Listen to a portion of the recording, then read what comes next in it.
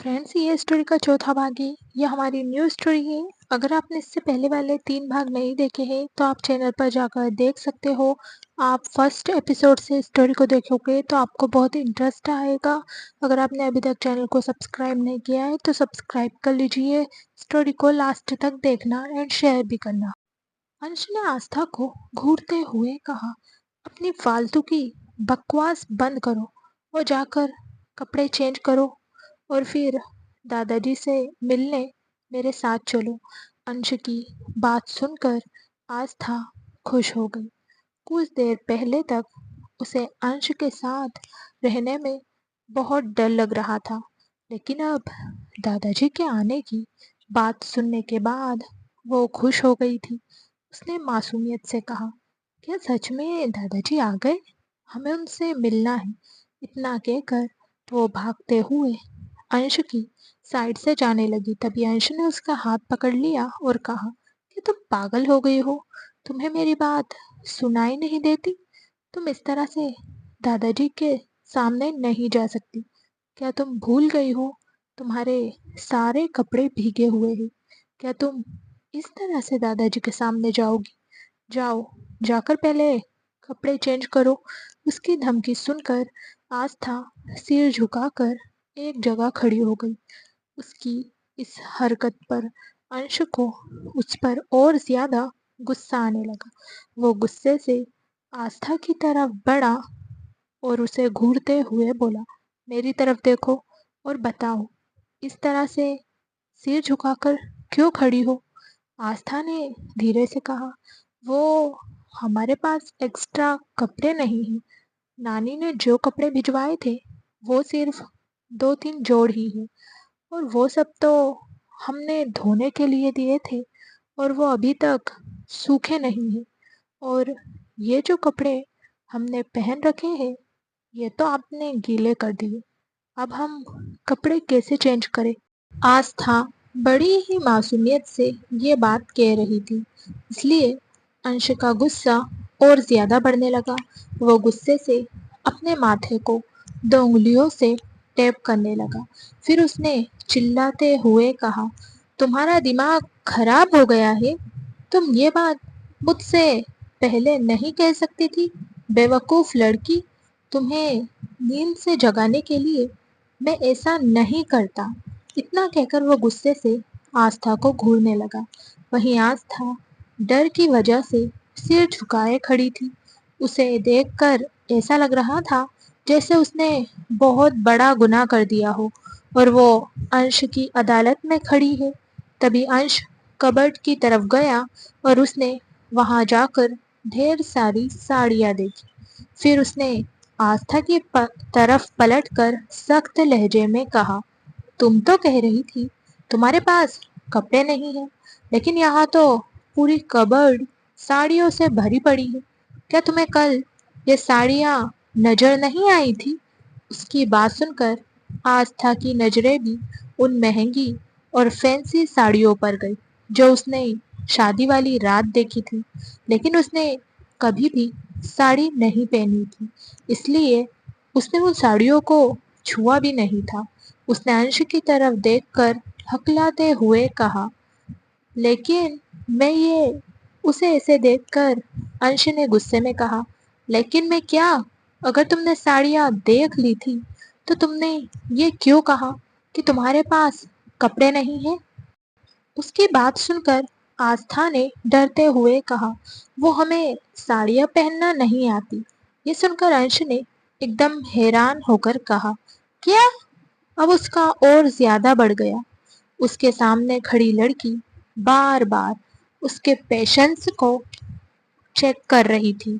उसने गुस्से में कहा, इस वक्त मेरा दिल कर रहा है कि मैं तुम्हारा गला मेरे हाथों से दबाकर तुम्हारी जान ले लूं। सच सच बताओ, क्या तुम्हें सच में साड़ी पहनना नहीं आती? उसकी बात सुनकर आस्था ने ना में अपना सिर हिलाया तो अंश ने कहा, अपने कपड़े उतारो। उसकी बात सुनकर आस्था की आंखें हैरानी से बड़ी हो गई। अगर आपने अभी तक चैनल को सब्सक्राइब नहीं किया है तो सब्सक्राइब कर लीजिए। स्टोरी अच्छी लगे तो लाइक एंड शेयर जरूर करना। आखिर क्या करना चाहता है अंश? क्या आस्था कभी अंश के बारे में जान पाएगी? उसने एकदम हैरान होते हुए कहा, क्या? अंश ने कहा, क्या तुम्हें सुनाई नहीं दे रहा? मैंने तुमसे क्या कहा है? अभी इसी वक्त अपने कपड़े उतारो। मैं जानता हूँ तुम्हें साड़ी पहनना नहीं आता। ये तुम्हारी शक्ल पर ही दिखाई दे रहा है। मैं तुम्हारी साड़ी पहनने में मदद कर देता हूँ। उसकी बात सुनकर आस्था के मन में उठ रहे सवाल अब कम हो गए। उसने मुंह बनाते हुए खुद से कहा, कितना बेशर्मा आदमी है। फिर उसने धीरे से कहा, और आपको देखकर लगता नहीं कि आप मुझे साड़ी पहना पाओगे। आपको साड़ी पहनाना कैसे आता है? उसकी बात सुनकर अंश उसे गुस्से से घूरने लगा। उसे तो जल्द से जल्द आस्था को दादाजी के पास लेकर जाना था। उसने आस्था की किसी भी बात का जवाब नहीं दिया। उसने कबर्ड से एक साड़ी निकाली और चिढ़ते हुए बोला, मेरे पास तुम्हारे इन फालतू सवालों का जवाब नहीं है। फटाफट अपने कपड़े उतारो। मैं तुम्हारी मदद कर देता हूँ। दरअसल अंश का इरादा था कि वो अपनी आंखें बंद करके आस्था को गाइड कर देगा कि उसे साड़ी कैसे पहननी है। लेकिन वो अपनी बात आस्था को बोल नहीं पाया था और अपनी इमेज बरकरार रखते हुए उसने आस्था को सीधे कपड़े उतारने के लिए कह दिया था। तभी आस्था ने अपने मन में कहा, बिल्कुल भी नहीं, मैं ऐसा कुछ नहीं करूंगी। हे कान्हा जी, हमारी मदद कीजिए। हमें कोई रास्ता दिखाइए। भला हम इस आदमी के सामने अपने कपड़े कैसे उतार सकते हैं? और किसी लड़की को ये बात कहते हुए इन्हें शर्म भी नहीं आ रही। तभी उसने एकदम से अंश की तरफ देखते हुए कहा, हार्टलेस। उसकी आगे की बात उसके गले में ही अटक गई। वो मन में अंश को हार्टलेस कह रही थी और वहीं उसकी जुबान पर भी आ गया था। उसकी बात का अंश मतलब नहीं समझा और उसने आस्था को देखते हुए पूछा, अभी क्या कहा तुमने?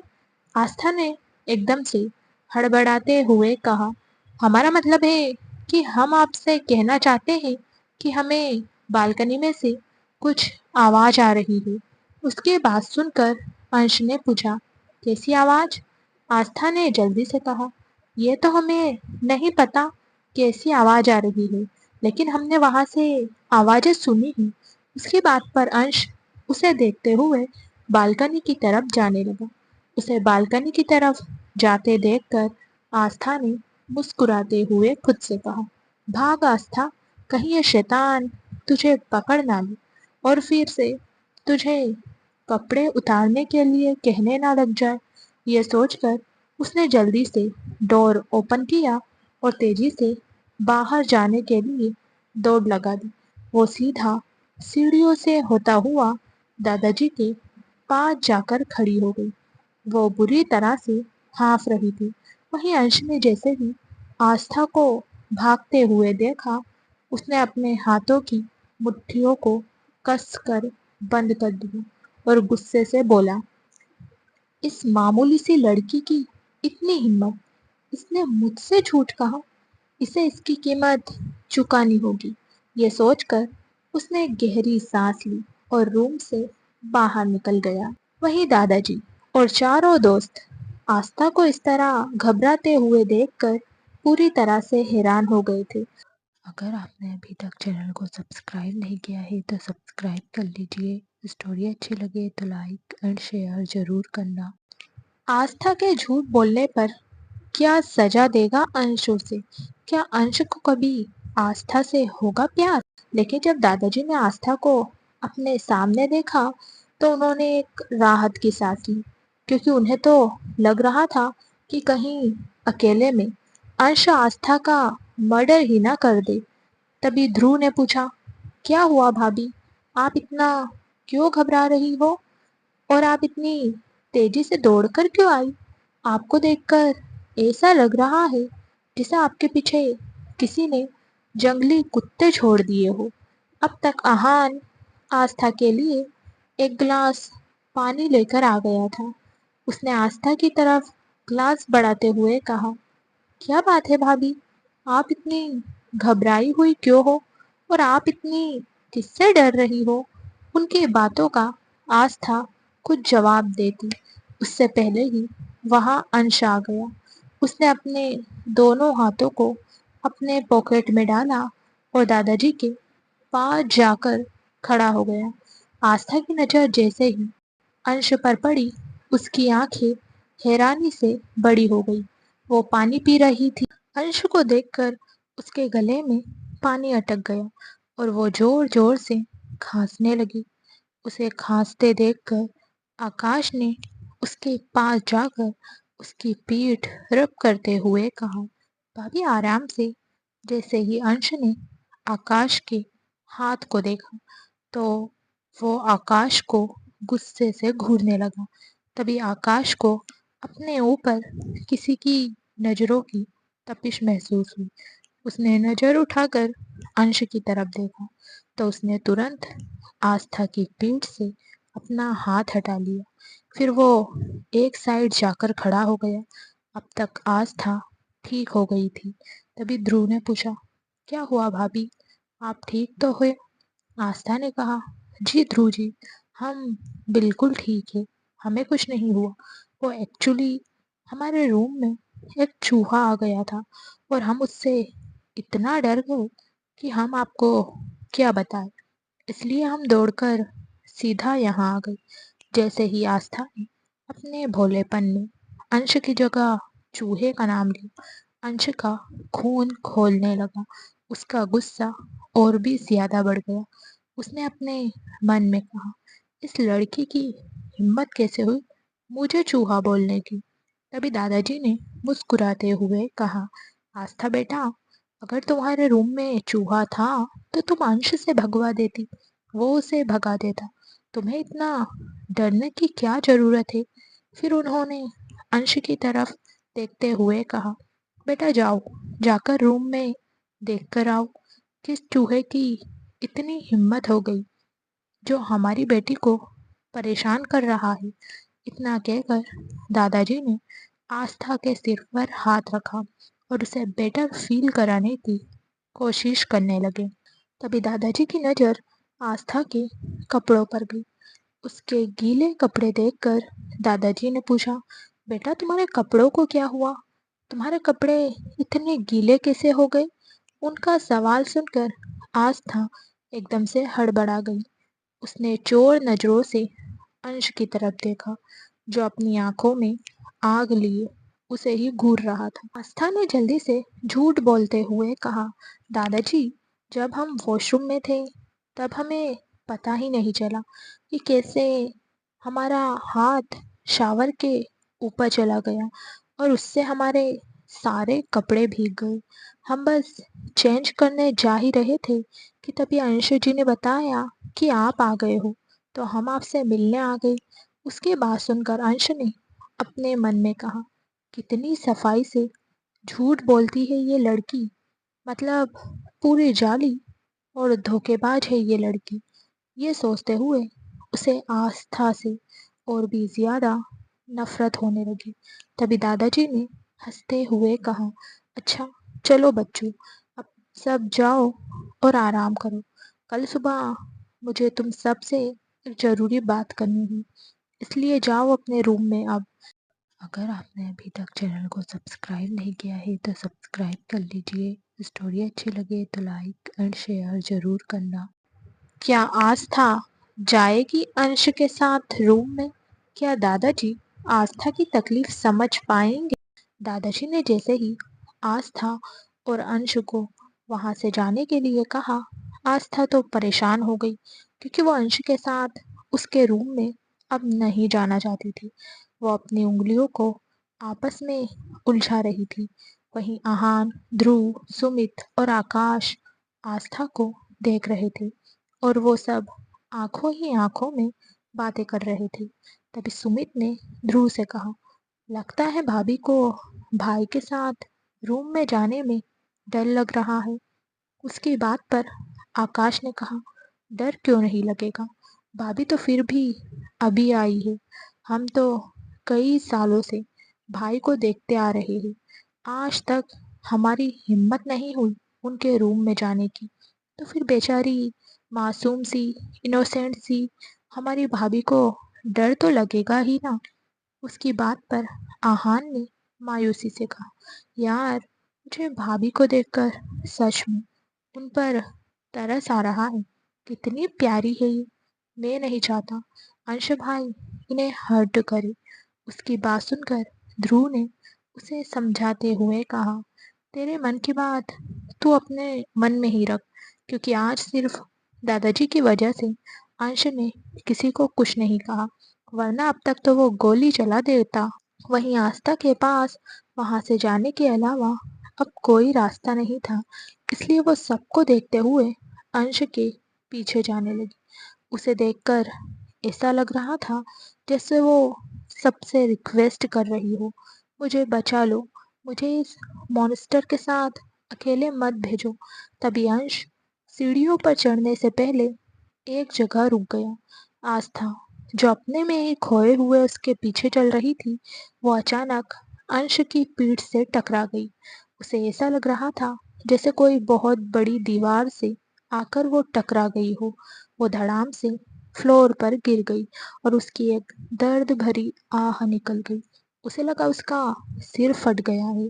उसकी चीख सुनकर अंश गुस्से से पीछे पलटा तो सामने ध्रुव और आहान ने आस्था के दोनों हाथों को पकड़ा हुआ था और वो उसे उठने में मदद कर रहे थे।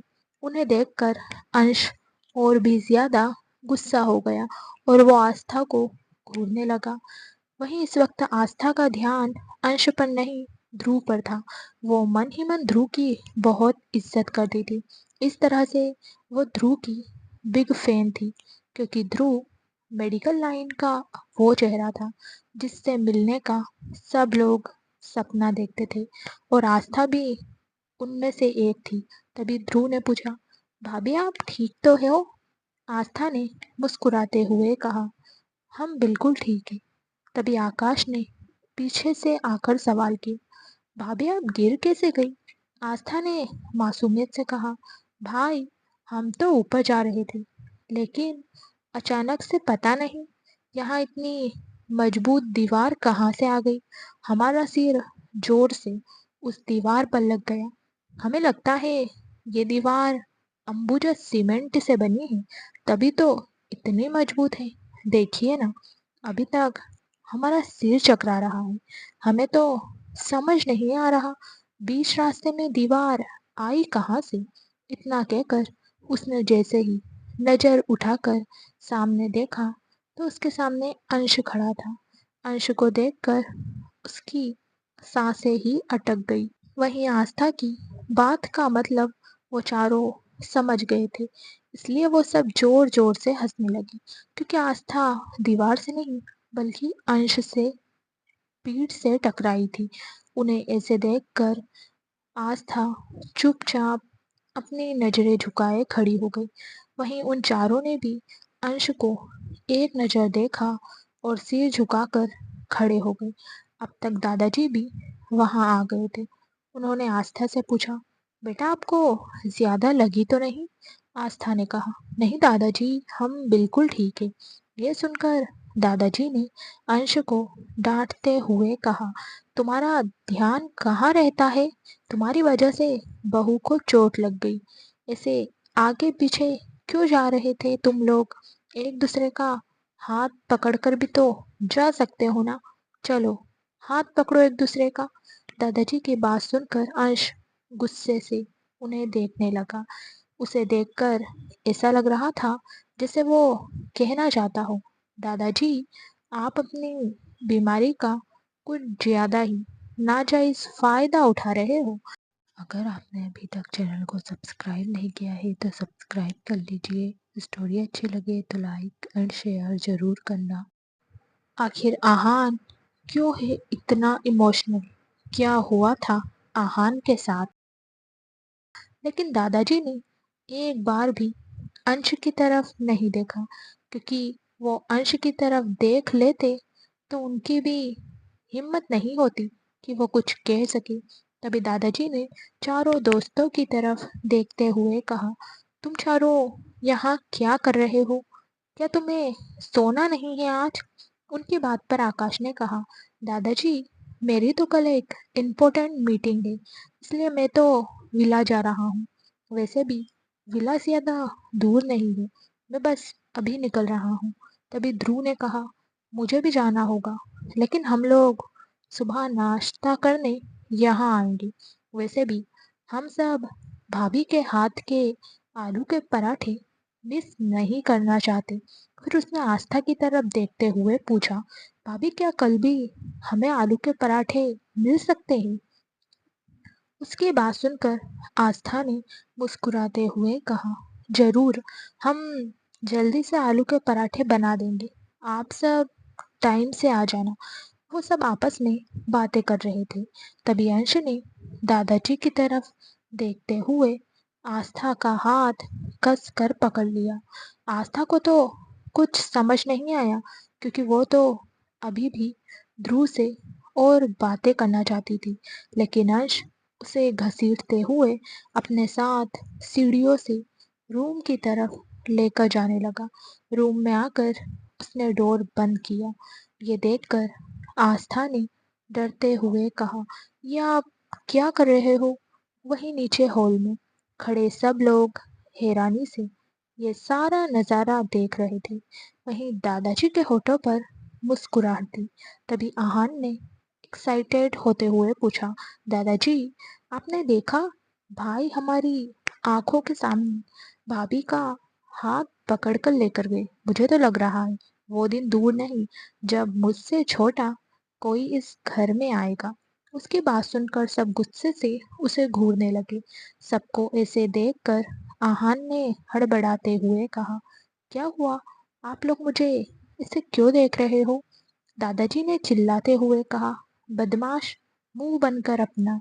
तुम सब लोग भी आराम करने निकल जाओ अब। टाइम से यहाँ आ जाना, समझे तुम सब? इतना कहकर दादाजी अपने रूम की तरफ चले गए। दादाजी को जाते देखकर आहान ने मासूमियत से पूछा, क्या हुआ यारो? मैंने कुछ गलत बोल दिया था क्या?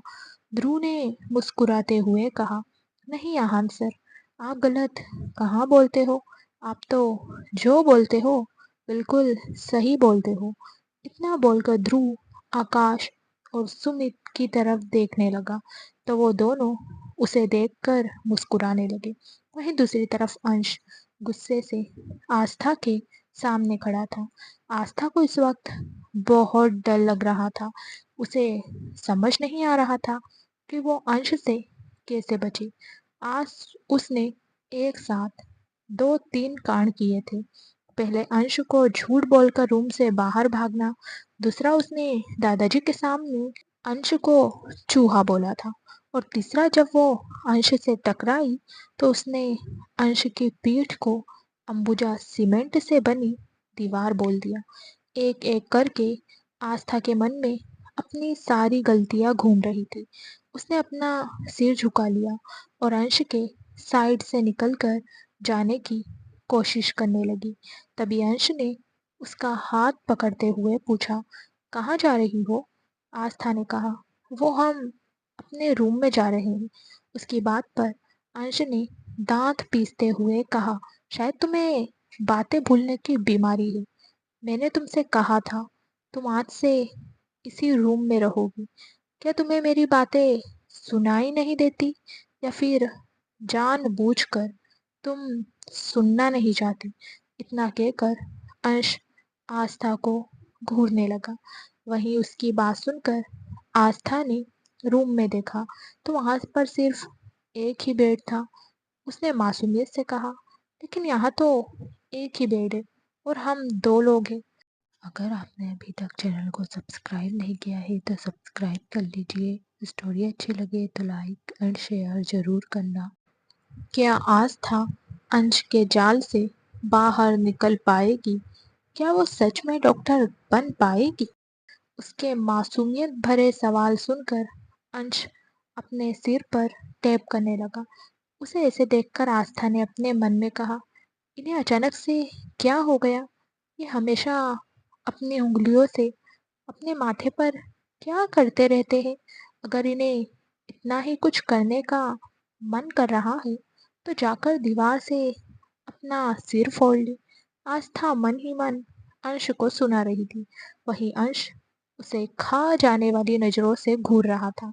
तभी आस्था ने घबराते हुए कहा, अब मैंने ऐसा क्या कर दिया? ये मुझे ऐसे क्यों घूर रहे हैं? उसकी बात सुनकर अंश ने पूछा, तुम्हें ऐसा क्यों लगता है कि मुझे अपना सिर दीवार से फोड़ लेना चाहिए? उसकी बात सुनकर आस्था एकदम हैरान हो गई। वो मुंह खोले अंश को देखने लगी और फिर उसने अपने मन में कहा, हे कान्हा जी, क्या आपने इन्हें सुपर पावर दे रखी है? ये तो लोगों की मन की बातें भी पढ़ लेते हैं। तभी अंश ने बिना किसी एक्सप्रेशन के कहा, तुम्हारी बातें पढ़ने या समझने के लिए मुझे किसी सुपर पावर की जरूरत नहीं है। एक बार फिर से अंश को अपने मन की बात जानता देखकर आस्था का गला सूखने लगा। उसके मन की सारी बातें एक पल में गायब हो गई। तभी अंश ने उसे ऊपर से नीचे तक देखा और चिढ़ते हुए कहा, क्या तुम्हें कपड़े नहीं बदलने? अगर तुम इन भीगे हुए कपड़ों में मेरे बेड पर सोने के बारे में सोच रही हो, तो मैं तुम्हें हरगिज इसकी परमिशन नहीं दूंगा। और वैसे भी दादाजी तुम्हें लेकर कुछ ज्यादा ही पजेसिव हो। अगर इन्हीं कपड़ों की वजह से तुम्हारी तबीयत खराब हो गई और दादाजी ने मुझसे किसी तरह का सवाल किया, तो याद रखना, मैं तुम्हारा वो हाल करूंगा जिसके बारे में तुमने सोचा भी नहीं होगा। उसकी बात सुनकर आस्था ने अपना सिर झुका लिया और कहा, लेकिन हमारे पास कपड़े नहीं हैं और साड़ी हमें पहनना नहीं आती। अगर हम साड़ी पहन भी लेंगे तो हम साड़ी पहनकर सो नहीं पाएंगे। उसकी बात सुनकर अंश ने अपने मन में कहा, कल तो सबसे पहले मुझे इसके कपड़ों का इंतजाम करना होगा, वरना ये लड़की कपड़े ना होने की बात कह कह कर मेरा सिर खाती रहेगी। ये सोचकर वो आगे बढ़ा और कबर्ड में से अपनी एक शर्ट और ट्राउजर निकालकर आस्था की तरफ फेंक दिया। वैसे तो वो अपने कपड़े आस्था को देना नहीं चाहता था, लेकिन फिलहाल उसके पास कोई ऑप्शन नहीं था। आस्था उन कपड़ों को हैरानी से देख रही थी। उसने अंश की तरफ देखते हुए कहा, अंश जी, ये कपड़े तो आपके हैं। अगर हम इन कपड़ों में बाहर जाएंगे तो दादाजी क्या कहेंगे? इसकी बात सुनकर अंश ने अपने सिर पर हाथ रख लिया और अपने मन में कहा, ये बेवकूफ लड़की क्या बकवास करती रहती है? क्या इसे समझ नहीं आ रहा? मैं ये कपड़े इसे रूम में पहनने के लिए दे रहा हूँ। क्या सच में ये इतनी बेवकूफ है, या फिर सिर्फ मेरे सामने बेवकूफ बनने का ड्रामा कर रही है? यही सब सोचकर उसने इरिटेट होते हुए आस्था से कहा, बेवकूफ लड़की, तुम्हारा दिमाग खराब हो गया है। ये कपड़े मैंने तुम्हें बाहर पहनकर जाने के लिए नहीं दिए हैं। अभी तुम ये कपड़े पहनकर चुपचाप सो जाओ और सुबह होते ही इन्हें बदल लेना। फिर उसने एक तरफ इशारा करते हुए कहा, वो रहा वॉशरूम। अगर तुम्हें रास्ता समझ नहीं आ रहा तो मैं तुम्हें लेकर चलता हूँ। इतना कहकर उसने आस्था का हाथ पकड़ लिया और वॉशरूम की तरफ लाकर डोर ओपन करके उसे तेजी से वॉशरूम के अंदर धक्का दे दिया। अचानक धक्का लगने से आस्था अपना बैलेंस संभाल नहीं पाई और वो सीधा घुटनों के बल फ्लोर पर जाकर गिरी। उसकी दर्द से एक चीख निकल गई और अगले ही पल उसके घुटनों से ब्लड निकलना शुरू हो गया। उसे चोट लग गई थी। अगर आपने अभी तक चैनल को सब्सक्राइब नहीं किया है तो सब्सक्राइब कर लीजिए। स्टोरी अच्छी लगे तो लाइक एंड शेयर ज़रूर करना। क्या होगा जब आस्था को अंश के बारे में पता चलेगा? क्या वो रहेगी अंश के साथ? लेकिन अंश ने उसकी चोट की परवाह नहीं की। उसने बाहर से डोर बंद किया और बालकनी में आकर कुछ सोचने लगा। तभी उसका फोन रिंग हुआ। स्क्रीन पर फ्लैश हो रहे नंबर को देखकर उसके चेहरे पर कई तरह के इमोशंस आए और चले गए। उसने फोन उठाकर अपने कान पर लगाया। कुछ देर उसने दूसरी तरफ की बात सुनी और बस फिर उसने इतना कहा, यस आई एम कमिंग। इतना कहकर उसने कॉल कट कर दिया और वॉल क्लॉक की तरफ देखने लगा। रात के 11 बज रहे थे। उसने सोफे से अपना ब्लेजर उठाया और रूम से बाहर आकर मेंशन से बाहर निकल गया। बाहर आकर वो अपनी कार में बैठा और कार स्टार्ट करके वहां से निकल गया। कुछ देर बाद उसने एक विला के सामने अपनी कार रोकी। अभी उसकी कार को रुके हुए कुछ मिनट ही हुए थे कि तभी विला से 4 लड़के बाहर आए और स्टाइल से चलते हुए अंश की कार में बैठ गए। ये चारों कोई और नहीं, आहान, ध्रुव, आकाश और सुमित थे। उनके बैठते ही अंश ने कार स्टार्ट की और तेजी से ड्राइव करते हुए मेन रोड पर पहुंच गया। उसकी कार के पीछे 4 से 5 कार चल रही थी जिनमें उसके गार्ड्स थे। कार में इस वक्त एक अजीब सी खामोशी छाई हुई थी। जहां कुछ देर पहले सब लोग मजाक मस्ती कर रहे थे, वहीं अब सब लोग एकदम सीरियस थे। किसी के भी चेहरे पर कोई इमोशन नहीं थे। चारों सुनसान सड़क को देख रहे थे। तभी अंश ने एक जगह कार रोकी और उन चारों को ऑर्डर देते हुए बोला, जल्दी से अपना फेस मास्क से कवर करो। उसके इतना कहते ही उन चारों ने फेस कवर किया। तभी अंश ने डैशबोर्ड से अपनी गन निकाली और फिर वो सब कार से बाहर आकर एक बंद पड़ी फैक्ट्री की तरफ जाने लगे। इस वक्त वो सब शहर से बाहर थे। इस फैक्ट्री का काम काफी टाइम पहले ही रोक दिया गया था। तभी अंश पीछे पलटा और अपने गार्ड्स की तरफ देखते हुए बोला, तुम सब यहीं रुको और हमारा यहीं इंतजार करो। इतना कहकर वो पांचों अंदर चले गए। उन्हें वहां अजीब सी आवाजें आ रही थी। उन आवाजों को सुनकर अंश ने उन चारों को अलग अलग डायरेक्शन में जाने का इशारा करते हुए कहा, चारों अलग अलग डायरेक्शन में जाओ और ध्यान रखना कोई भी एक साथ मत रहना। उसकी बात सुनकर चारों ने हाँ में अपना सिर हिलाया और अलग अलग डायरेक्शन में चले गए। थोड़ी देर तक अपनी नजरें चारों तरफ घुमाने के बाद अंश ने खुद से कहा, मतलब इस फैक्ट्री में सिर्फ एक ही डोर है, जरूर इसी के पीछे कुछ न कुछ गड़बड़ है। ये सोचते ही उसने बिना देरी किए एक जोरदार लात सामने के डोर पर मारी, जिससे अगले ही पल वो डोर टूट गया और अंदर का नजारा अंश के सामने आ गया। अपने सामने का नजारा देखकर अंश की आंखें फैल गई।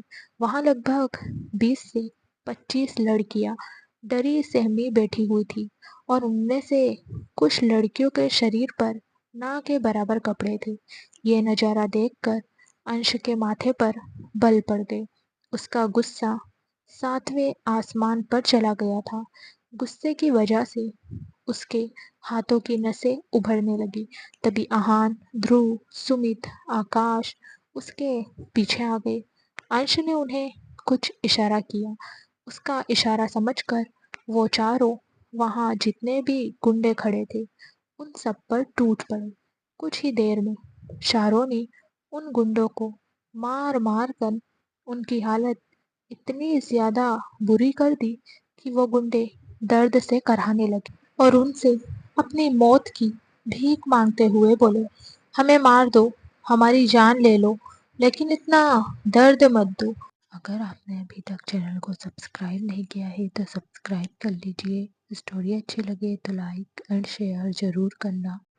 आखिर अंश की किससे है दुश्मनी? क्या कभी अंश की सच्चाई आस्था को पता चलेगी? उनकी बातों का उन चारों पर कोई असर नहीं हो रहा था। वहीं ध्रुव लगातार उनके शरीर पर वार कर रहा था, जिसके बाद वो लोग मूवमेंट भी नहीं कर सकते थे। इस टाइम सब एक से बढ़कर एक फाइटर लग रहे थे। वहीं अंश खामोशी से एक जगह खड़ा होकर ये सब देख रहा था। उसने एक लड़की की तरफ इशारा किया और सॉफ्ट लहजे में बोला, जल्दी से अपने और बाकी लड़कियों के कपड़े ठीक करो। फिर उसने आहान की तरफ देखते हुए कहा, सभी लड़कियों को सेफ्टी के साथ यहाँ से बाहर निकालो। उसकी बात सुनकर आहान ने हाँ में अपना सिर हिलाया और सब लड़कियों को वहां से बाहर निकालने लगा। तभी उसे अपने पीछे किसी के होने का एहसास हुआ। वो जल्दी से पीछे पलटने लगा। तभी किसी ने उसके सिर पर डंडे से वार किया, लेकिन वो डंडा आहान के सिर पर लगता उससे पहले ही अंश ने उसे पकड़ लिया और अपनी आंखों में आग लिए उस आदमी को देखते हुए उसी डंडे से उस पर वार कर दिया। ये देखकर आहान ने एक गहरी सांस लेते हुए कहा, थैंक गॉड भाई, आपने मुझे बचा लिया। उन पांचों ने कुछ ही मिनटों के अंदर उन 20 से 25 लड़कियों को छुड़ा लिया था। साथ ही वहां जितने भी गुंडे थे उन सबको रस्सी से बांध दिया था। अब वो कहीं भी भाग नहीं सकते थे। इस वक्त अंश उन सब के सामने किसी राजा की तरह बैठा था। उसके चेहरा मास्क से कवर था, जिस वजह से अभी तक किसी ने भी उसका चेहरा नहीं देखा था। उसकी आंखों में इस वक्त एक आग दिखाई दे रही थी, जो इस बात का सबूत थी कि मास्क के पीछे जो चेहरा है वो कोई आम चेहरा नहीं है। तभी उन गुंडों में से एक गुंडे ने डरते हुए पूछा, कौन हो तुम लोग? तुम जानते भी हो तुमने किसके आदमियों पर हाथ डाला है? हम सब वीर रायचंद के आदमी हैं। अगर वीर रायचंद को इस बारे में पता चला कि तुम लोगों ने उनकी लड़कियों की कंसाइनमेंट पर हाथ डाला है, तो वो तुम्हें छोड़ेगा नहीं। उस आदमी की बात सुनकर अंश का चेहरा और भी ज्यादा सख्त हो गया। वो खड़ा हुआ और उस आदमी की कॉलर पकड़कर उसे ऊपर उठा दिया और नफरत भरे लहजे में बोला, बहुत शौक है ना ये जानने का कि हम कौन हैं? तो जाकर कह देना उस वीर रायचंद से डेविल किंग आया था। अगर उसमें हिम्मत है तो मुझे रोक कर दिखाए। उसकी बात सुनकर उस आदमी ने हैरान होते हुए कहा, डेविल किंग? उसकी जान अब हलक में आ गई थी। वो कांपने लगा था। तभी अचानक उसे अपने नीचे कुछ गीला महसूस हुआ। ये देखकर आहान की हंसी छूट गई। उसने हंसते हुए कहा, बस डेविल के नाम से इसकी तो पैंट गीली हो गई। तभी सुमित ने आगे बढ़कर उस आदमी के कंधे पर हाथ रखा और प्यार से बोला, तुम जानते हो हम तुम्हें जिंदा क्यों छोड़ रहे हैं? नहीं ना? तो मेरी बात सुनो। डेविल किंग का आंखों देखा खौफ तुम जाकर वीर रायचंद को बता देना। और हाँ, जाने से पहले अपने साथियों का अंजाम जरूर देख कर जाना। उसके इतना कहते ही आकाश, आहान और ध्रुव सब ने उन आदमियों को एक तरफ धकेलना शुरू कर दिया। देखते ही देखते वहां आग की लपटें उठने शुरू हो गई। उन्होंने उन सब गुंडों को आग के हवाले कर दिया था। आग की लपटें उठते ही उन आदमियों की चीखें वहां गूंजने लगी। अपने साथियों का इतना बुरा अंजाम देखने के बाद वो आदमी, जो वीर रायचंद का भरोसेमंद आदमी था, वो बुरी तरह से कांपने लगा और वो जल्दी से वहां से भाग निकला। तभी अंश ने सख्त लहजे में कहा, सभी लड़कियों को उनके घर वापस भेजो। अगर आपने अभी तक चैनल को सब्सक्राइब नहीं किया है तो सब्सक्राइब कर लीजिए। स्टोरी अच्छी लगे तो लाइक एंड शेयर जरूर करना। क्या वीर रायचंद डेविल किंग से बदला ले पाएगा?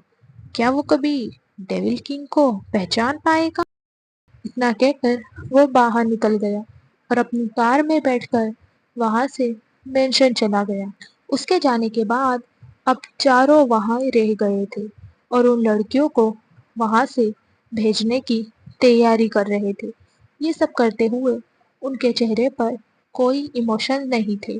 वैसे तो सबने मास्क लगा रखे थे, जिस वजह से उनका चेहरा नजर नहीं आ रहा था, लेकिन उनकी आंखें और बॉडी मूवमेंट्स इस बात का सबूत दे रही थी कि वो लोग इस काम में परफेक्ट है। सामने जितनी भी लड़कियां थी, उनकी आंखों में खुशी की एक चमक थी और वो उम्मीद भरी नजरों से उन चारों को देख रही थी। उनके चेहरे का दर्द देखकर सुमित का तो दिल भर गया। वैसे तो सुमित अपने आप को मजबूत दिखाने की बहुत कोशिश करता था, लेकिन उसका दिल बच्चों वाला था। उसे देखकर आकाश ने कहा, अगर हमने इन लड़कियों को यहाँ से भेजने में ज्यादा देर की तो कहीं ऐसा ना हो जाए कि सुमित यहीं रोना शुरू कर दे। आहा, जो कुछ देर पहले तक दूर खड़ा होकर किसी से फोन पर बात कर रहा था, उसने वहां आकर कहा, मैंने काव्या को बता दिया है, सारी लड़कियां वहीं जाएंगी और इन लड़कियों को उनके घर तक काव्या पहुंचा देगी। काव्या शर्मा अंश की टीम में है। काव्या की उम्र लगभग 30 साल है। बहुत कम उम्र में ही काव्या के हस्बैंड की मौत हो गई थी। काव्या की अभी एक बेटी है और वो अपनी बेटी के साथ खुशी से रह रही। वो एक एनजीओ में काम करती है और वो एनजीओ अंश का ही है। आहान ने उन लड़कियों को अपने आदमियों के साथ काव्या के पास भेज दिया। उन लड़कियों की डिटेल्स लेकर उन्हें उनके घर भेजना और उनके रहने का इंतजाम करने का काम काव्या का था।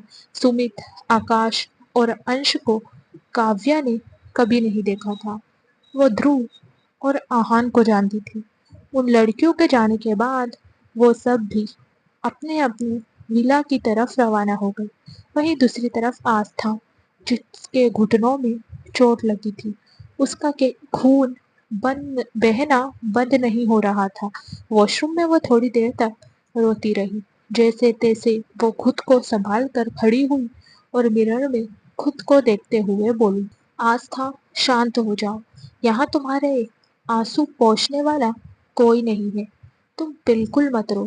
कहीं ऐसा ना हो जाए वो मॉन्स्टर यहाँ भी आ जाए और फिर जबरदस्ती तेरे कपड़े बदलने की कोशिश करे, जैसे जबरदस्ती वो तुझे साड़ी पहनाने की कोशिश कर रहा था।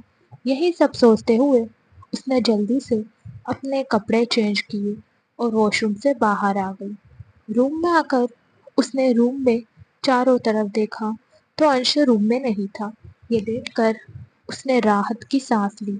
अभी वो एकदम रिलैक्स थी, इसलिए वो पूरे रूम में चारों तरफ अपनी नजरें घुमा रही थी। पूरा रूम इम्पोर्टेंट चीजों से भरा हुआ था। रूम को देखते हुए उसने खुद से कहा, इस रूम में कैसे स्टैचू लगे हुए हैं और इन स्टैचू में ये भी लिखा है कि ये कहाँ से आया है, जापान, इटली, अमेरिका एक्सेट्रा। आस्था बड़े ही ध्यान से सब कुछ देख रही थी। वो भले ही पहले भी इस रूम में आई थी, लेकिन उसने अभी तक किसी भी चीज को नोटिस नहीं किया था। उसने अपने लिए फर्स्ट एड बॉक्स ढूंढा और उसमें से कॉटन और एंटीसेप्टिक क्रीम निकालकर अपना घुटना साफ करने लगी। तभी उसने दर्द से कराहते हुए कहा, ये इतना चल क्यों रहा है? आस्था, तुम्हें ये तो करना ही होगा। तुम ऐसे ही किसी और के घर में बीमार होने का रिस्क नहीं ले सकती। यही सब सोचते हुए उसने अपना घाव क्लीन किया। अगर आपने अभी तक चैनल को सब्सक्राइब नहीं किया है तो सब्सक्राइब कर लीजिए। स्टोरी अच्छी लगे तो लाइक एंड शेयर जरूर करना। आखिर अंश की वीर रायचंद से क्या दुश्मनी है? क्या हुआ था अंश के साथ और उस पर बैंडेज कर ली। वो अपनी छोटे मोटे ट्रीटमेंट खुद ही कर लेती थी। उसे इस चीज़ की थोड़ी बहुत नॉलेज थी, क्योंकि वो गांव में कभी कभी डॉक्टर के साथ उनका काम सीखा करती थी, ताकि उसे बड़े हॉस्पिटल में जाने के बाद आसानी रहे। अब तक आस्था ने ट्वेल्थ क्लास पास कर ली थी और वो इसी साल बैचलर ऑफ मेडिसिन या बैचलर ऑफ सर्जरी में एडमिशन लेने वाली थी। लेकिन उसे इस बात का अंदाज़ा नहीं था कि कॉलेज में एडमिशन लेने से पहले ही उसके गले में शादी नाम की जंजीर बंध जाएगी और वो अंश कपूर की लाइफ में आ जाएगी। उसने पैर पर बैंडेज करने के बाद अपने लोअर को ऊपर तक फोल्ड कर लिया, लेकिन अब तक उस लोअर पर खून के धब्बे लग चुके थे जो कि साफ दिखाई दे रहे थे। आस्था ने उन पर ज्यादा ध्यान नहीं दिया और बेड पर जाकर लेट गई। कुछ ही देर में उसे नींद आ गई। रात के 2 बजे अंश रूम में आया। रूम में आते ही उसकी नजर बेड पर सो रही आस्था पर गई। रूम में सिर्फ एक डिम लाइट जल रही थी जिसमें आस्था का चेहरा साफ दिखाई दे रहा था। आस्था का चेहरा देखते ही अंश का दिल नफरत से भर गया और वो सीधा वॉशरूम में चला गया, क्योंकि उसके हाथों में, उसके कपड़ों में हर जगह खून ही खून लगा हुआ था। कुछ देर बाद वो शावर लेकर बाहर जाने लगा। तभी उसकी नज़र बाथरूम के एक कोने के फर्श पर पड़ी जहां खून लगा हुआ था। उस खून को देखकर अंश की कंफ्यूजन का कोई ठिकाना नहीं रहा। उसने खुद से कहा, मैं तो उस तरफ गया ही नहीं, फिर ये खून कैसे आया? ये सोचते हुए उसे याद आया कि उसने जाते हुए आस्था को धक्का दिया था। उसने खुद से कहा, मतलब इस लड़की को चोट लगी है। ये ख्याल आते ही उसने अपना सिर झटक दिया और बोला, अगर उसे चोट लगी है तो मुझे इससे क्या? ये सोचकर वो वॉशरूम से बाहर आया और एक बार फिर ना चाहते हुए भी उसकी नज़र आस्था पर जाकर ठहर गई। बार बार उसका दिल कर रहा था कि वो जाकर चेक करे कि आस्था को कहाँ चोट लगी है। उसने रूम की एक लाइट ऑन की। आस्था की आंखों पर जैसे ही लाइट का रिफ्लेक्शन पड़ा, अचानक से वो नींद में ही कसमसाने लगी। उसने अपने हाथ से अपनी आंखों को ढक लिया। तभी अंश उसके साइड में जाकर खड़ा हो गया और उसे ध्यान से ऊपर से नीचे तक देखने लगा। इस वक्त आस्था उसके लोअर टी शर्ट में बहुत ही खूबसूरत लग रही थी। अंश की नजरें तो आस्था पर जाकर ठहर गई, लेकिन जल्द ही उसने आस्था को ब्लैंकेट से कवर किया और धीमी आवाज में बोला, अगर इसे चोट लगी है या इसके घाव से खून निकल रहा है तो मुझे इससे कुछ खास फर्क नहीं पड़ना चाहिए।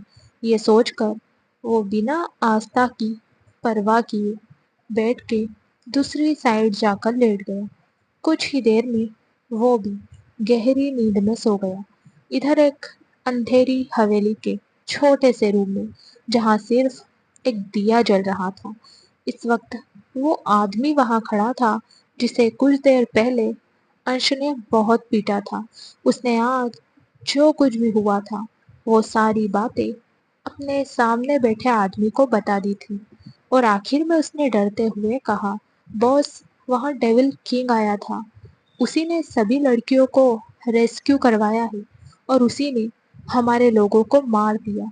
जैसे ही वीर रायचंद ने अपने आदमी की बात सुनी, उसने दीवार पर एक पंच दे मारा, जिस वजह से उसके हाथ से खून निकलना शुरू हो गया। फिर वो अपने उस गार्ड के सामने गया और बोला, ये बताओ, जब डेविल किंग ने मेरे सभी आदमियों को मार दिया है तो तुम जिंदा कैसे बच गए?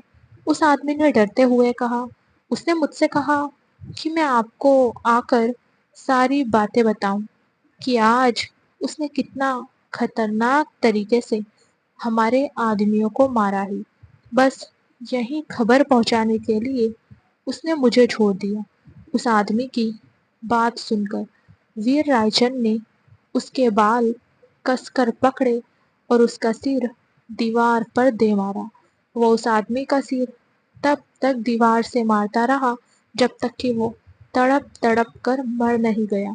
अब तक वीर रायचंद का चेहरा खून से पूरी तरह लाल हो गया था। उसके कपड़ों पर भी खून लग गया था।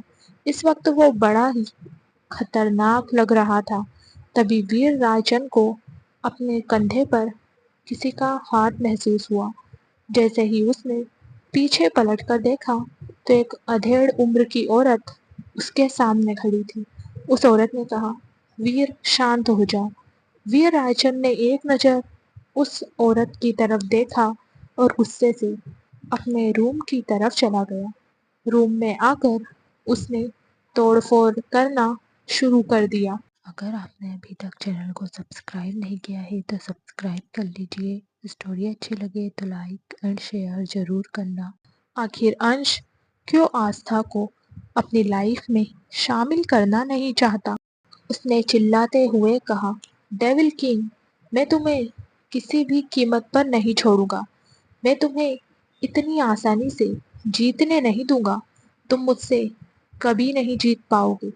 ये सोचकर उसने अपना फोन उठाया और किसी को फोन किया। 2-3 रिंग में ही दूसरी तरफ से किसी ने फोन पिक किया तो वीर रायचंद ने कहा, पता करो ये डेविल किस बिल में छुपकर बैठा है। आज तक इस डेविल ने हमारे हर मामले में टांग अड़ाई है। हमारी लड़कियों के कंसाइनमेंट से लेकर ड्रग की कंसाइनमेंट तक हर तरह से इसने हमारे काम को रोका है। अब मैं इस डेविल किंग को किसी भी कीमत पर नहीं छोड़ूंगा। तुम्हें हर हाल में इस डेविल किंग को ढूंढ कर निकालना ही होगा। दरअसल आज तक अंश यानी कि डेविल किंग की पहचान सभी के लिए एक सीक्रेट रहा था। किसी को भी इस बारे में पता नहीं था कि शहर का नंबर 1 बिजनेस टाइकून अंश कपूर, जो कपूर इंडस्ट्री का मालिक है, वही डेविल किंग है। डेविल किंग का लोगों में एक अलग ही तरह का खौफ था। शहर के सब लोग डेविल किंग का नाम सुनकर ही कांपते थे। वीर रायचंद ने नफरत से कहा, मैं कसम खाता हूँ, मैं किसी भी कीमत पर डेविल किंग तक पहुंच कर रहूंगा और उसे मिटा दूंगा। डेविल किंग के नाम का सिक्का पूरे शहर में चलता था।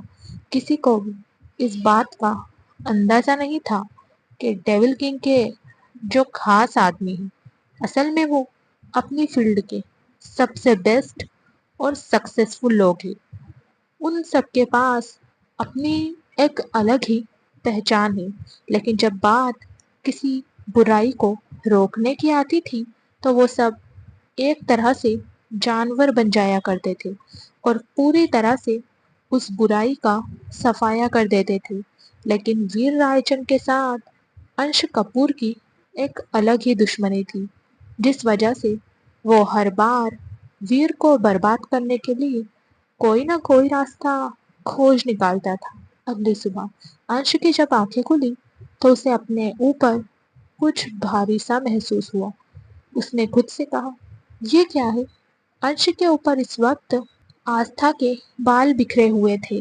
अंश ने उन बालों को हटाकर इधर उधर देखा तो उसे एहसास हुआ कि आस्था उसके बेहद करीब सो रही है। इतना ही नहीं, उसके बाल पूरी तरह से अंश के फेस पर फैले हुए थे। अंश ने जैसे ही यह महसूस किया, उसका गुस्सा बढ़ गया। उसने अपने दोनों हाथों की मुट्ठियां कसकर बंद कर ली। यह फीलिंग उसके लिए काफी अनकंफर्टेबल थी।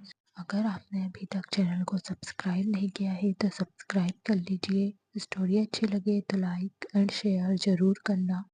क्या आस्था कभी अंश के दिल में जगह बना पाएगी? क्या वो अंश को उसके पास्ट से निकाल पाएगी? वहीं आस्था बिल्कुल बेफिक्र होकर अंश को अपना बेड समझकर सो रही थी। उसे इस बात का अंदाजा भी नहीं था कि अंश उसे खा जाने वाली नजरों से घूर रहा है। उसका एक पैर अंश के दोनों पैरों पर था और उसका एक हाथ अंश की कमर से लिपटा हुआ था और उसका सिर अंश के कंधे पर था। उसके बाल पूरी तरह से अंश के चेहरे पर थे। अंश गुस्से से उठा और आस्था को उसने दूर धक्का दे दिया। आस्था जो नींद में थी उसके मुंह से एक चीख निकली और उसने नींद में ही बड़बड़ाते हुए कहा, आह नानी माँ, आज फिर से मैं चारपाई से गिर गई। उसकी बात सुनकर अंश उसे घूरने लगा। एक तो उसे आस्था का ऐसे छूना बिल्कुल भी पसंद नहीं आ रहा था। तभी जमीन पर पड़ी आस्था ने धीरे से अपनी आंखें खोली तो उसने कंफ्यूज होते हुए कहा, हमारी चारपाई कहाँ गई? अगले ही पल उसने अपने सिर पर टैप किया और धीरे से बोली, हम भी ना कितने बड़े बुद्धू हैं, हम कैसे ये भूल गए? इस वक्त हम अपने गांव में अपनी चारपाई के साथ नहीं, बल्कि यहाँ इस बड़े से शहर में एक मॉन्स्टर के पास है। उसने ये बात कह तो दी थी, तभी उसने नजर उठाकर सामने देखा तो अंश अपनी तीखी नजरों से उसे ही घूर रहा था। अंश को इसे देखकर आस्था की नींद एक पल में ही गायब हो गई। उसने अपने दांतों तले उंगली दबा ली और जल्दी से अपनी आंखों को गोल गोल घुमाने लगी। उसने खुद से कहा, ये कान्हा जी, ये हमने क्या कर दिया? कहीं इस मॉन्स्टर ने हमारी बात तो नहीं सुन ली? ये सोचते हुए वो घबरा रही थी। उसका शरीर कांपने लगा था। जिस तरह से ठंड में दांत आपस में बजते हैं, उसी तरह आस्था के दांत आपस में कटकटाते हुए बज रहे थे। अंश ने उससे कुछ नहीं कहा, बस वो आस्था को घूरते हुए वॉशरूम में चला गया।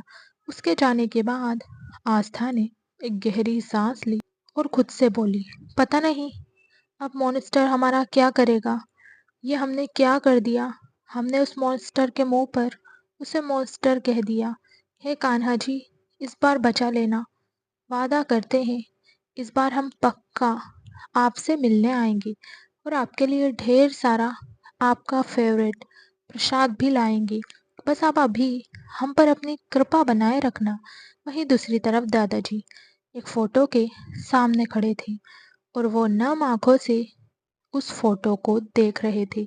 उन्होंने उस फोटो को देखते हुए कहा, हमने सोचा नहीं था हम हमारे अंश की शादी कर पाएंगे, लेकिन हमने उसे मजबूर करके उसकी शादी तो कर दी। पर तुम जानते हो ना अपने बेटे को, तुम्हारा बेटा कितना ज़्यादा ज़िद्दी और अड़ियल है। पता नहीं वो उस मासूम बच्ची के साथ किस तरह का बर्ताव करेगा। हमें इस बात की चिंता सता रही है।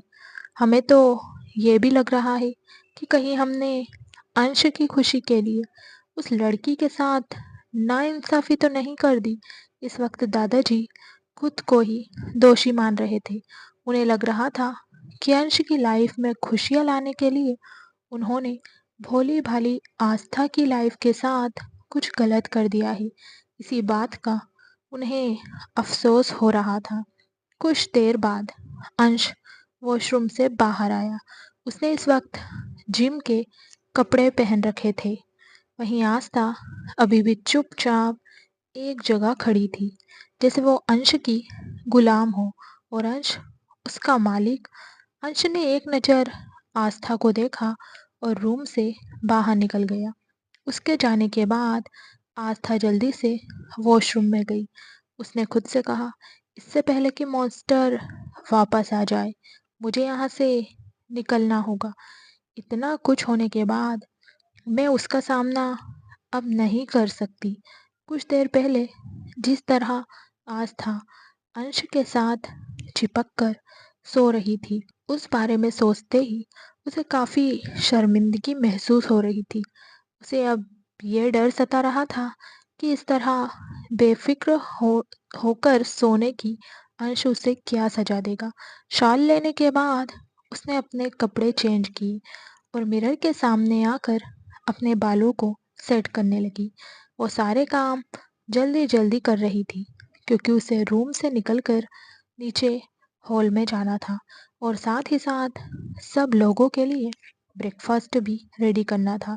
रेडी होने के बाद उसने अपने कान्हा जी को याद करते हुए कहा, कान्हा जी, आज मेरे साथ कुछ भी गलत मत होने देना और कुछ भी गलती होने से पहले मुझे बचा लेना।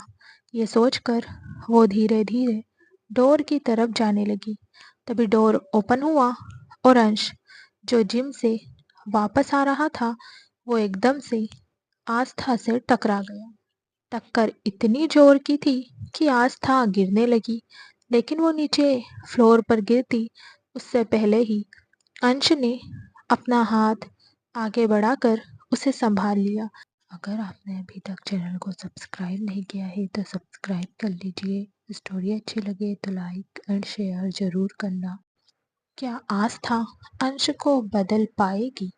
क्या वो कभी अंश के अंदर छिपे बच्चे को बाहर ला पाएगी?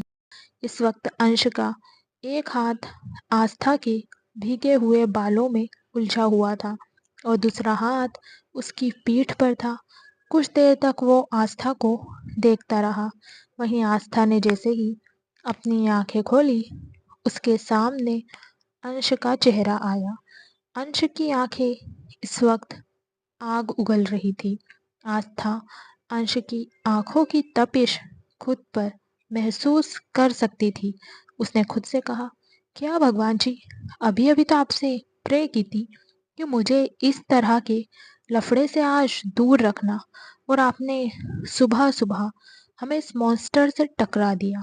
वो अभी अपनी ही सोच में थी कि तभी उसे अंश की आवाज आई, क्या तुम देखकर नहीं चल सकती? अंधी हो क्या? ध्यान कहाँ रहता है तुम्हारा?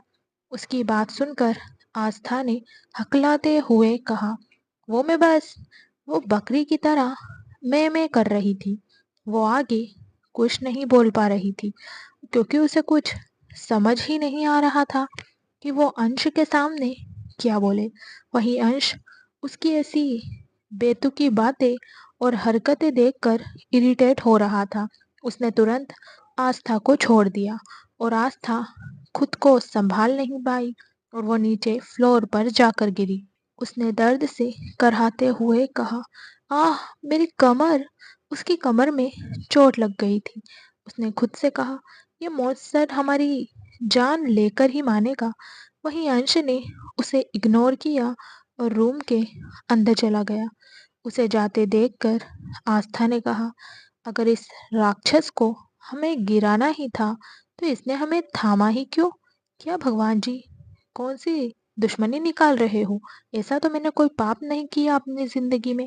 ये कहते हुए उसकी आंखों में आंसू आ गए थे। वो अपनी जगह से खड़ी हुई और अपनी कमर को रब करते हुए नीचे हॉल की तरफ जाने लगी। वो इस वक्त अंश का फिर से सामना करने के मूड में बिल्कुल भी नहीं थी। दूसरी तरफ अंश गुस्से से अपने भीगे हुए हाथों को देख रहा था। उसकी आंखों के सामने वो मंजर घूम रहा था जब उसके हाथ आस्था को थामे हुए थे। उसने गुस्से से एक हाथ का पंच बनाकर वॉल पर दे मारा और बोला, नहीं, मुझ पर कोई भी अपना असर नहीं डाल सकता। इस लड़की को जल्द से जल्द ठिकाना लगाना होगा। मेरे आसपास कभी कोई लड़की नहीं रहेगी। यह सोचते हुए वो शावर लेने लगा। इधर आस्था, जो अभी अभी गिरी थी, उसे अब भी अपनी कमर में काफी दर्द हो रहा था, इसलिए वो थोड़ा झुककर चल रही थी। तभी उसके नजर दादाजी पर पड़ी। दादाजी को देखकर वो सीधा चलने लगी और दादाजी के पास जाकर उसने उन्हें प्रणाम किया। तो दादाजी ने उसके सिर पर हाथ फेरते हुए कहा, बेटा, आप ठीक तो हो ना? अंश ने आपको कुछ कहा तो नहीं? अंश का जिक्र होते ही आस्था के दिमाग में अंश की कही हुई सारी बातें घूमने लगी। जब अंश ने उससे कहा था कि उसे दादाजी का ख्याल रखना है, उनके सामने खुश रहना है और अंश के बारे में उसे दादाजी को कुछ भी नहीं बताना है, और अगर उसने ऐसा किया तो अंश उसके पूरे परिवार को जान से मार देगा। यही सब सोचते हुए आस्था ने अपने होठों पर मुस्कुराहट लाते हुए कहा, दादाजी, हम बिल्कुल ठीक है और हमें यहाँ कोई परेशानी नहीं है। अंश जी भी हमें कुछ नहीं कहते और ना ही ज़्यादा रोकते टोकते हैं। हाँ, बस वो गुस्सा थोड़ा ज़्यादा करते हैं, लेकिन हम उनसे ज़्यादा बात नहीं करते इसलिए वो हम पर ज़्यादा गुस्सा भी नहीं करते। उसकी बात सुनकर दादाजी ने रिलैक्स होकर कहा, तुम्हारा बहुत बहुत धन्यवाद बेटा, तुमने अंश को दिल से अपना लिया। दादाजी की बात सुनकर आस्था का तो दिमाग ही सुन्न हो गया। अगर आपने अभी तक चैनल को सब्सक्राइब नहीं किया है तो सब्सक्राइब कर लीजिए। स्टोरी अच्छी लगे तो लाइक एंड शेयर ज़रूर करना। क्या आस्था की लाइफ में अब आएंगी खुशियाँ या अंश देगा उसे और दर्द? उसने एकदम से हिचकिचाते हुए कहा, दादाजी, अगर आपको बुरा ना लगे तो क्या हम कुछ कह सकते हैं? दादाजी ने पूछा। बेटा बोलो ना, क्या बात है? क्या कहना है तुम्हें हमसे? आस्था ने कहा, हम जब से शहर में आए हैं, हम एक बार भी कान्हा जी के मंदिर नहीं गए। हमें आदत है कान्हा जी के मंदिर में दर्शन करने की। अगर आप इजाज़त दे तो क्या हम कान्हा जी के मंदिर जा सकते हैं? दरअसल आस्था को मन ही मन अब ये लग रहा था कि उसके कान्हा जी उससे नाराज हो गए हैं, इसलिए वो हर बार उसे प्रॉब्लम में डाल रहे हैं। वैसे भी आस्था ने अब तक कान्हा जी से काफ़ी सारे वादे कर लिए थे, जो मंदिर जाकर उसे पूरे भी करने थे। वहीं उसकी बात सुनकर दादाजी ने मुस्कुराते हुए कहा, बेटा, इसमें घबराने वाली कौन सी बात है? और ये तुमने बिल्कुल सही डिसीजन लिया है। तुम्हें मंदिर जाना चाहिए और मैं तो कहता हूँ तुम अंश को भी अपने साथ लेकर जाओ। दादाजी की बात सुनकर आस्था ने एकदम हैरान होते हुए कहा, नहीं नहीं दादाजी।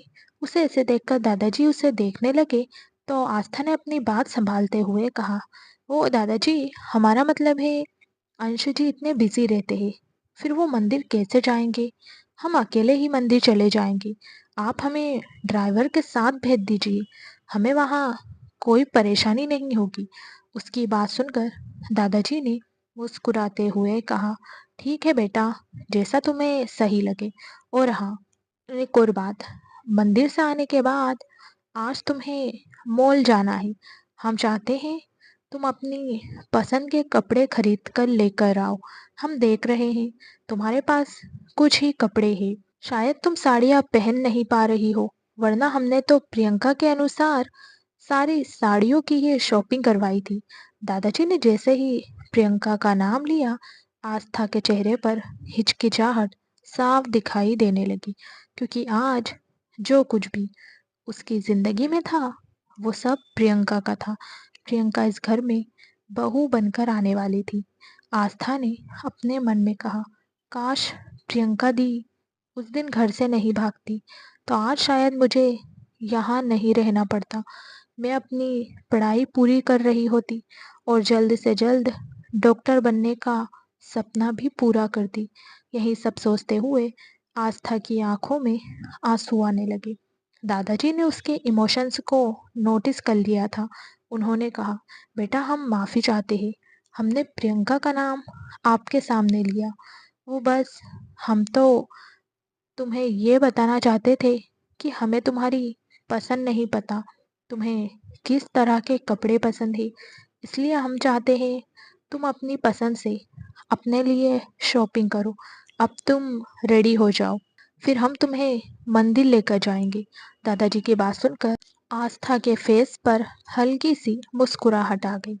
तभी उसे कुछ याद आया और उसने कहा, दादाजी, हम तो भूल ही गए, हमें अभी नाश्ता भी बनाना है। ध्रुव जी कहकर गए थे कि वो सुबह हमारे हाथ का बनाया हुआ नाश्ता करेंगे। अब हमें किचन में जाना है। इतना कहकर वो भागते हुए किचन में चली गई। उसे जाते देखकर दादाजी मुस्कुरा दिया, लेकिन आस्था की वहाँ से जाते ही दादाजी का चेहरा एकदम सीरियस हो गया। उन्होंने खुद से कहा, तुम शायद जुबान से कुछ मत बोलो, लेकिन तुम्हारी आंखें इस बात की गवाही दे रही है कि तुम यहाँ बिल्कुल भी खुश नहीं हो और इस घर में तुम्हें कैदी की तरह अपनी जिंदगी गुजारनी पड़ रही है। ये सब कहते हुए दादाजी का दिल भर आया।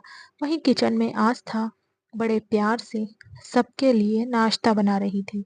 कुछ ही देर में अंश के चारों दोस्त मेंशन पहुंच गए।